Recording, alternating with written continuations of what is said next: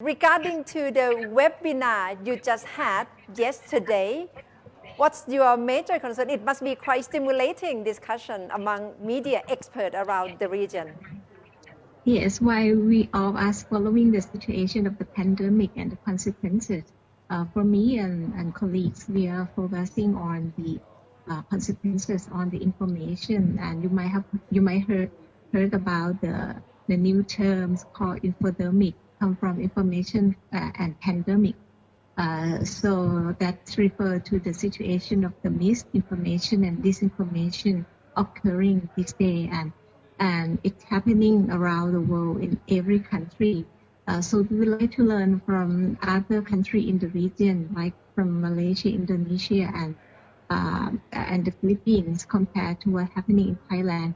And also we organized the forum because we would like to introduce our new civic tech activities. We call it co-fact. It came from collaborative fact-checking that we have learned it from Taiwanese model, that in order to counter mis and disinformation, we believe that we have to make everyone become a fact-checker themselves. We could not rely on single party or agency to fact-check situation alone. So that's why we created new tools called chatbot, called website, and other social media as an open platform that everyone can come to help fact-checking and maybe debating on some issue related to the pandemic.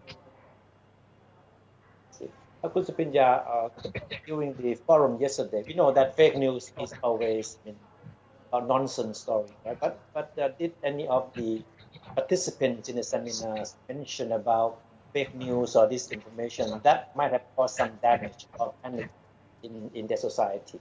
It means Indonesia, for example. Yes, Indonesia, actually, journalists from Indonesia say that, of course, it's huge this time, but he said that compared to fake news or disinformation last year during election, that one, he said that it's more serious and more affecting to the society much more than this time, because, and I think similar to some of the Thai participants, that when comparing to the political issue that more complicated, in this kind of pandemic, of course, there are some misunderstanding, but somehow in some other country it's more severe, but it's in some country less severe. It depends, and it's interesting because you heard that in some country that people believe that drinking alcohol could help you, could cure the symptom, and people believe that. And then many people die from doing that causing from the disinformation and misinformation. Maybe in some other country they don't have that. One of our Thai participants compared this to the Olympics of the countering fake news. So it means every country have their own problem for a while, and now it's just like an Olympic that it depends which country is more severe than other countries. So what should we do if we like to check whether the information we have got is fact or fake? What's your recommendation? I think this is very important. How could we make everybody become a fact checker? Not only the media agency, not only Sure and Share agency, not only Rappler or other Malaysia, Guinea, or some other in other country. Of course, first, we should rely on professional media to help us verify the fact. But now, since information came from everywhere, and from our research, it came from the chat, app chat as well. I can mention like Line, for example, and it's difficult to verify that. For example, if you in a family group and your uncle sent it, you don't want to verify it because he would be upset with something. So there's a culture of เกรงใจ compared to Twitter. There are always people verifying fact and opinion against each other all the time. So I think it depends on the platform you are in. If you are in an open platform, it's very easy for you to seek information and verify facts. But if you are in some closed platform, you have to somehow rely on yourself. So that's why we created chatbot Line app called co-fact, that if you are using Line and you're not sure that the text you're receiving from your friend true or not true, you can copy the text you receive via your Line app chat, and you can send it into our chatbot at COFAC. And then we will have a volunteer team and editor team to help checking it for you. And if you, or maybe you can come to help, for example, to verify that fact. If you are the one who know that it's not true, you can come to post the real information countering the false one in our website, for example.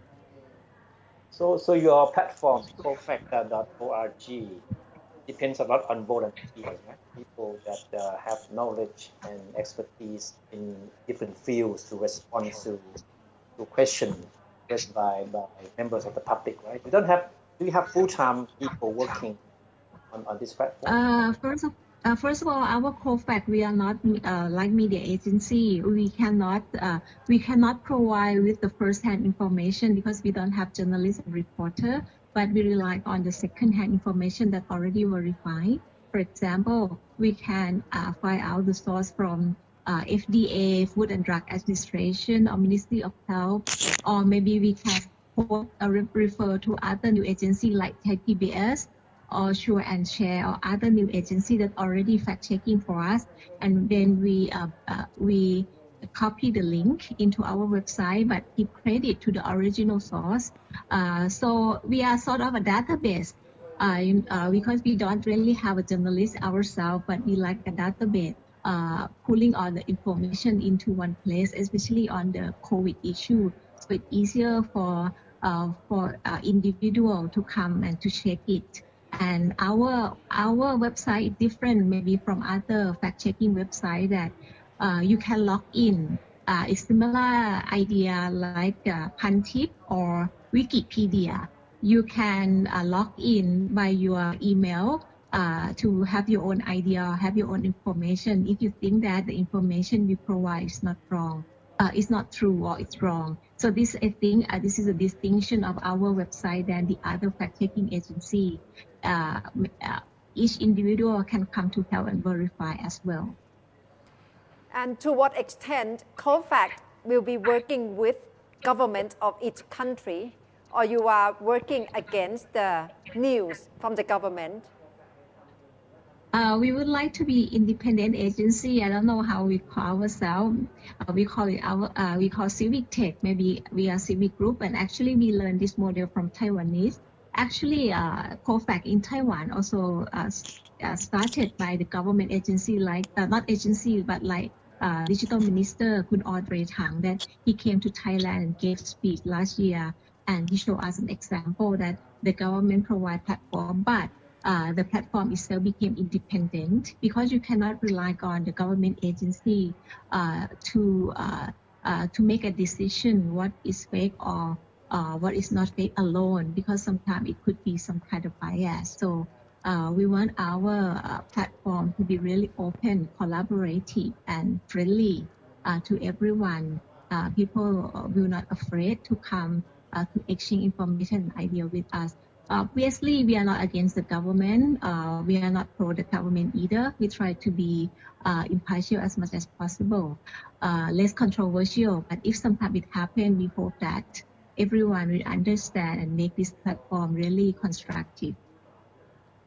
Do you anticipate sometime in the future when this coronavirus pandemic dies down? Of course, there will be stories, there will be news more on politics. So are you prepared to deal with the questions or things that related to politics? That's a very good question. At the beginning, when we decided to do the platform, some of our members want to do political issues. Some say put it aside first because it's controversial. So that our question consider for the next step, because now we focus on the health issue, on the COVID, because it seems very easier to start and less controversial. But of course, even now, even we try to focus on the health issue or the issue related to COVID.